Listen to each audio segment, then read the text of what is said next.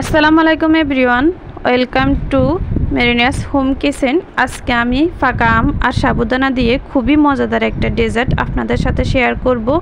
এই ডেজার্ট শুধু মজার না, রিফ্রেশিং এবং হেলদি একটা ড্রিঙ্কস বা ডেজার্ট। প্রচণ্ড গরমে এরকম একটা ঠান্ডা ঠান্ডা ড্রিঙ্কস বা ডেজার্ট আইটেম খেলে শরীর মন থেকে ক্লান্তি দূর হবে এবং শরীর মনে অন্যরকম একটা প্রশান্তি আসবে। তা আমি সবচেয়ে সহজভাবে তৈরি করার চেষ্টা করব, যেন আপনারা খুব সহজভাবে বাসায় তৈরি করতে পারেন।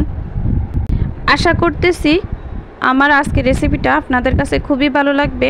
তো চলুন আর কথা না বাড়িয়ে চলে যাব মূল রেসিপিতে।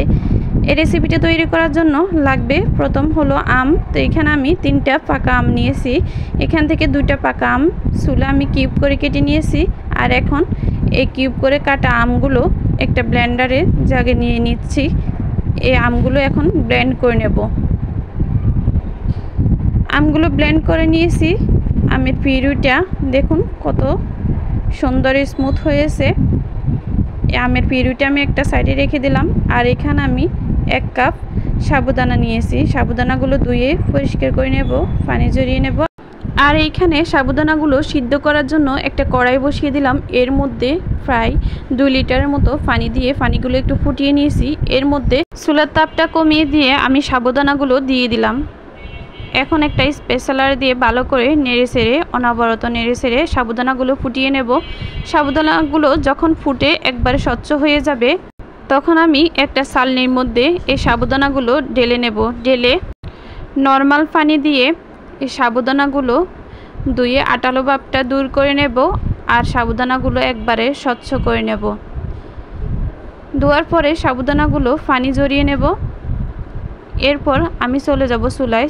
আমি আরেকটা হাঁড়ি বসিয়ে দিলাম। এখন এর মধ্যে 3 কাপ লিকুইড দুধ নিয়েছি। 3 কাপ বলতে এখানে হাফ কেজির চেয়ে একটু বেশি দুধটা হয়েছে। দুধের পরিমাণটা আমি বলে দিলাম, আবার পুরোপুরি 1 লিটার হয় না, 1 লিটারের চেয়ে কম। তো 3 কাপ লিকুইড দুধ দিয়ে আমি দুধগুলো বলক তুলে নিলাম। এখন এই পর্যায়ে চুলার আগুনটা লো হিটে করে রেখেছি। আর এখানে একটা বাটির মধ্যে আমি হাফ কাপ লিকুইড দুধ নিয়েছি। তার মধ্যে 3 চা চামচ কাস্টার্ড পাউডার দিয়েছি। কাস্টার্ড পাউডার দিয়ে একটা চামচ দিয়ে ভালো করে এই দুধের সাথে কাস্টার্ড পাউডারগুলো মিশিয়ে নিলাম। জাল করে রাখা দুধের মধ্যে এখন এই কাস্টার্ডের মিশ্রণটা দিয়ে দেব। দিয়ে অনবরত নাড়তে থাকব, যেন কোনো প্রকার দলা পেকে না যায়। এ পর্যায়ে তাপটা লো হিটে রেখে আমি অনবরত এই দুধের সাথে নেড়ে চেড়ে কাস্টার্ডের মিশ্রণটা ভালো করে মিশিয়ে নিলাম। এখন এর মধ্যে আমি দিয়ে দেব হাফ চা চামচের মতো লবণ, মিষ্টির ব্যালেন্সটা ঠিক রাখার জন্য।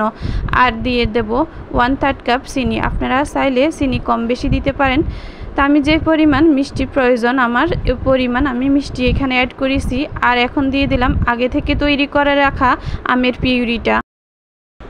পিউরিটা দিয়ে দেব। আর অনবরত নেড়ে ছেড়ে এই কাস্টার্ড আর দুধের মিশ্রণের সাথে আমের পিউরিটা ভালো করে মিশিয়ে নেব। ভালো করে মিশিয়ে নিয়েছি। এখন এর মধ্যে দিয়ে দেব আগে থেকে তৈরি করে রাখা সাবুদানাগুলো দিয়ে আমি ভালো করে এই মিশ্রণের সাথে মিশিয়ে নেব। ভালো করে মিশিয়ে মিডিয়াম হিটে তাপটা রেখে সাবুদানার মধ্যে 2 থেকে 3 বার বলক এনেছি। এরপরে যখন অনেকটা সাবুদানা গাঢ় হয়ে গেছে, এই পর্যায়ে আমি সাবুদানাগুলো নামিয়ে নিয়েছি। এখন আমি এই সাবুদানাগুলো ঠান্ডা করে নেব। ঠান্ডা করে আমি পরিবেশন করব। তো পরিবেশন করার জন্য এখানে একটা আম কিউব করে কেটে নিয়েছি। আর এই সাবুদানার উপর দিয়ে দিলাম। আশা করি আমার রেসিপিটা সবার কাছে খুবই ভালো লাগবে। যদি ভালো লেগে থাকে অবশ্যই পেজে একটা লাইক, একটা কমেন্টস, একটা শেয়ার করতে ভুলবেন না। পেজটা ফলো দেবেন আর ইউটিউব চ্যানেলটা সাবস্ক্রাইব করবেন। সবাই ভালো থাকবেন। আজকের মতো এই পর্যন্ত। আল্লাহ হাফেজ। আসসালামু আলাইকুম।